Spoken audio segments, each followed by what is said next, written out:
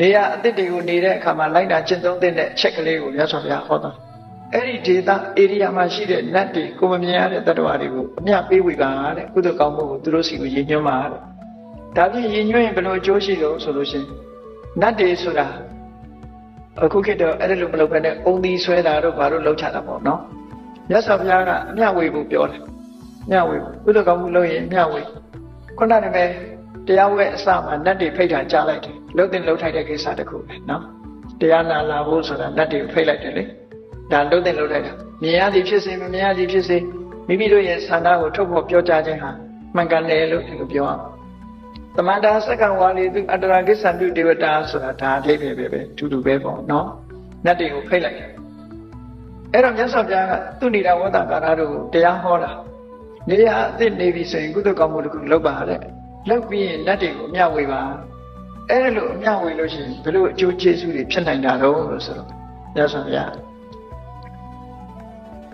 အဲ့လိုအမျှတမ်းပေးဝေတဲ့အခါတေပုဇိတာပူဇယန္တိမာနိတာမာနယန္တိမြတ်ကိုကသူတို့ကိုအလေးထားလို့ရှိရင်တဲ့လူတွေကနတ်တွေကိုအလေးထားနေရာပေးလို့ရှိရင်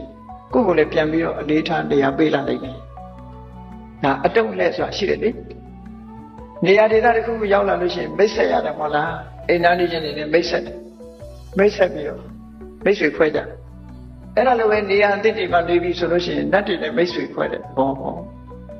အများတန်းပေးဝေလိုက်လို့ကိုကပြန်လို့တဲ့အခါမှာနတ်တွေကလည်းကိုယ့်ပေါ်မှာအေးတို့အတွက်ကုသိုလ်ကောင်းမှုလုပ်ပြီးအများတန်းပေးဝေပေါ်ရတယ်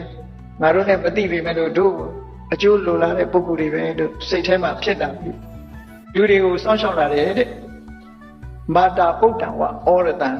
ယဉ်နိမှုကဘယ်လောက်ထိအောင်ဖြစ်လာတော့ဆိုရင်မိခင်တူဟာမိမိရင်မမွေးဖွားလာတဲ့သားငယ်သမီးငယ်ကိုစောင့်ရှောက်တယ်လို့တဲ့နတ်တွေရဲ့စိတ်ဓာတ်ထဲမှာလည်းကိုသားကိုသမီးလို့သဘောထားလာမယ်လို့ဒီလိုဆိုနော်အဲ့ဒါလို့မြတ်စွာဘုရားကအနုမောဒနာတရားဟောလိုက်တာသူတို့ကိုဟောတဲ့တရားဒီလောက်ပဲနော်နေရာအသစ်ကိုရောက်လို့ရှိရင်ကိုချင်းတရားကောင်းတဲ့ပုဂ္ဂိုလ်တွေကိုပင့်ဖိတ်ပြီးတော့လူတန်းကျွေးမွေးပါပြီးရင်နတ်တွေကိုအဲ့ဒီမှာရှိတဲ့နတ်တွေကိုမြတ်တမ်းပေးဝေးပါမြတ်တမ်းပေးဝေးလို့ရှိရင်ကိုကသူတို့ကိုဂရုစိုက်တဲ့အတွက်ကြောင့်သူတို့ကပြန်ပြီးကိုယ်ကိုဂရုစိုက်ကလိမ့်မယ်သူတို့ဂရုစိုက်မှုကိုခံရတဲ့ပုဂ္ဂိုလ်ကဘာဖြစ်တရာဖတ္တရာလိပတ္တိဘယ်တော့မှဆိုအကောင်းပဲတွေ့မယ်အဆိုးလည်းမကြုံရဘူးလို့ဒီလိုဆိုတယ်နော်နတ်တွေရဲ့ဆောင်းရှောက်မှုပြန်လို့မှုကိုခံရတဲ့ပုဂ္ဂိုလ်တွေကအကောင်းတွေလည်းရွယ်တွေ့ကြုံရမယ်လို့ဒီလိုဟောတာဒါနေရာတဲ့ရောက်တိုင်းဒီလိုလှုပ်တဲ့လှုပ်ထိုက်တာကိုမြတ်စွာဘုရားလမ်းညွှန်မှုပြု